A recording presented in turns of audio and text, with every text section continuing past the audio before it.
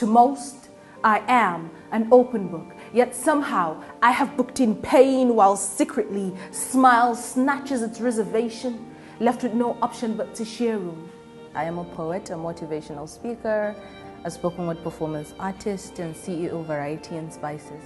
Why I do what I do is because I've seen how what I've done has changed the narrative that in a way has also impacted the society. So the first narrative that I believe I've changed is having a young northern lady coming from Borno State owning the space of spoken word performance poetry, because there are a lot of girls that want to do this.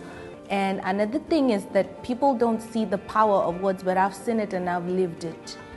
There are a lot of times where people are down and all they need is someone to say something good to them. I was raised by a single mother.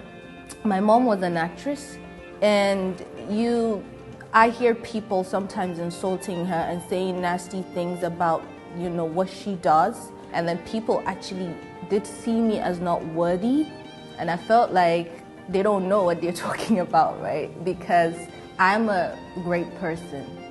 So that was something I had to own and move on. And speaking out through my words, poetry, and knowing that somewhere in the north, there's someone going through this, I felt that I needed to do this for them.